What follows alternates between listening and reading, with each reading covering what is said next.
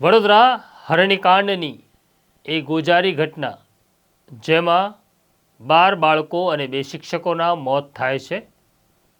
આ મામલે કાયમની જેમ સરકાર અચાનક જાગે છે।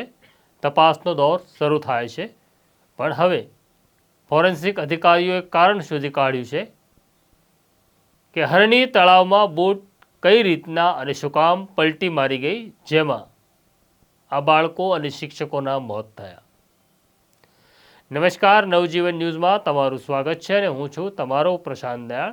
વાત કરવી છે વડોદરાના જળકાંડની, જેમાં 12 બાળકો, 2 શિક્ષકો સહિત 14 લોકોના મોત થાય છે અને દરેક વખતની જેમ સરકાર ફરી તપાસનું નાટક શરૂ કરે છે, પણ વડોદરા પોલીસે આ દિશામાં તપાસનો દોર આગળ લંબાવ્યો અને ખરેખર ઘટના શું ઘટી હતી, શું કામ અકસ્માત નડ્યો, ક્યાં ચૂક રહી ગઈ હતી, તેની બારીકમાં બારીક માહિતી એકત્ર કરવામાં આવી રહી છે। વડોદરા પોલીસની સૂચનાથી ગુજરાત ફોરેન્સિક સાયન્સ લેબોરેટરીના અધિકારીઓ વડોદરા પહોંચ્યા હતા અને તેમણે આખી ઘટનાનું બારીક અવલોકન કરી સત્ય સુધી પહોંચવાનો, વૈજ્ઞાનિક તારણો સમજવાનો પ્રયત્ન કર્યો હતો। આ બોટમાં સવાર જે બાળકો હતા જે બચી ગયા છે, કિનારા ઉપર જે શિક્ષક હતા, આ બધાના જ ફોરેન્સિક અધિકારીઓએ અને પોલીસ અધિકારીઓએ નિવેદન લીધા છે, તેમને સાંભળ્યા છે। નિયમ પ્રમાણે જ્યારે બાળક સાથે વાત કરવાની હોય ત્યારે ચાઇલ્ડ વેલફેર ઓફિસરની હાજરી અનિવાર્ય છે, એટલે પોલીસે ચાઇલ્ડ વેલફેર ઓફિસરને હાજર રાખી બાળકને તેની કાલી ગયેલી ભાષામાં તે શું કહેવા માગે છે તે સમજવાનો પ્રયત્ન કર્યો હતો। આ તમામ વખતે ફોરેન્સિક અધિકારીઓ ત્યાં હાજર હતા।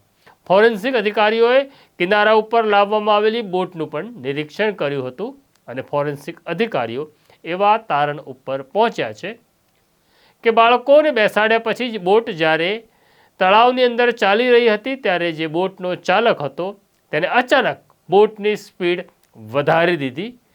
બોટની સ્પીડ વધારી તેમાં પણ વાંધો નહોતો, પરંતુ બોટ સ્પીડમાં હતી ત્યારે તેણે અચાનક ટર્ન લીધો।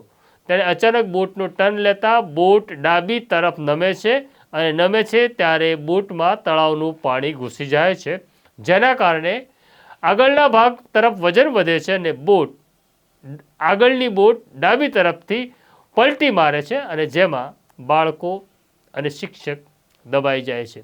બહુ ઓછા સદનસીબ બાળકો એવા હતા કે જેઓ બચી ગયા હતા। આમ કારણ સ્પષ્ટ થયું છે કે બોટના ચાલકે સ્પીડ વધારી અને ઓવર સ્પીડ કર્યા પછી તેણે અચાનક ટર્ન લેતા ડાબી તરફ બોટ નમી અને તેમાં પાણી દાખલ થયું, એટલે બોટ ડૂબી ગઈ હતી। ખરેખર આ બોટ કેટલી લાયક હતી અથવા એની ક્ષમતા કેટલી હતી, તેની સ્થિતિ શું હતી તે જાણવા માટે વડોદરા પોલીસે આ બોટનું નિર્માણ કરનાર પૂનાના અધિકારીઓને, એન્જિનિયરોને પણ વડોદરા બોલાવ્યા છે। પૂનાના એન્જિનિયરો અને ફોરેન્સિક અધિકારીઓએ સંયુક્ત રીતે તપાસ કરી હતી, તેની ચર્ચા કરી હતી અને તેમાં એવું પણ માલુમ પડ્યું છે કે બોટ ખરીદાયા પછી તેને મોડિફાય કરવામાં આવી હતી, જેથી ગુરુત્વાકર્ષણના બળના નિયમમાં ફેરફાર થયો હતો। આ એક કારણ પણ બોટ ડૂબવાનું માનવામાં આવે છે। બીજી તરફ આ મામલે કુલ 19 આરોપીઓ વિરુદ્ધ ફરિયાદ નોંધાઈ છે, જેમાંથી 7 આરોપીઓ પકડાઈ ચૂક્યા છે। બાકીના 12 આરોપીઓ પકડવાના બાકી છે, જેમાં બહુ મોટું માથું એટલે આખા કાંડના કરતા હરતા પરેશ શાહ પણ ફરાર છે। વડોદરાના પોલીસ કમિશનર અનુપમસિંહ ગેહલોતે નવજીવન સાથે વાત કરતા જણાવ્યું હતું કે આરોપીઓને ઝડપી લેવા માટે અલગ અલગ ટીમ તો કાર્યરત છે, પણ જે આરોપીઓ ફરાર છે તેમની મિલકતો ટાંચમાં લેવા માટે વડોદરા કોર્પોરેશન અને કલેક્ટર ઓફિસ પાસે વિગતો માગવામાં આવી છે કે આ ફરાર આરોપીઓના નામે કેટલી મિલકત નોંધાયેલી છે। તો વડોદરા પોલીસ આ મિલકતોની ઓળખ કર્યા પછી કોર્ટ પાસે જઈને એમની મિલકત ટાંચમાં લેવાનો આદેશ પણ મેળવશે। અનુપમસિંહ ગેહલોતે ખાતરી આપી છે કે આ મામલે કોઈ કચાશ રાખવામાં નહીં આવે અને કોઈની પણ શરમ ભરવામાં નહીં આવે, કારણ કે સવાલ માસૂમ બાળકોની જિંદગીનો છે, ત્યારે તેમાં કોઈ જ સમાધાન શક્ય નથી। હવે જોઈએ વડોદરા પોલીસ આ દિશામાં આગળ કેવી રીતના અને કેટલી વધે છે। સમયને સમયનું કામ કરવા દઈએ। અત્યારે મને અને મારા સાથી હિતેશ બારોટને રજા આપો। નમસ્કાર। વૈષ્ણવજન તો તેને કહીએ જે પીડ પરાઈ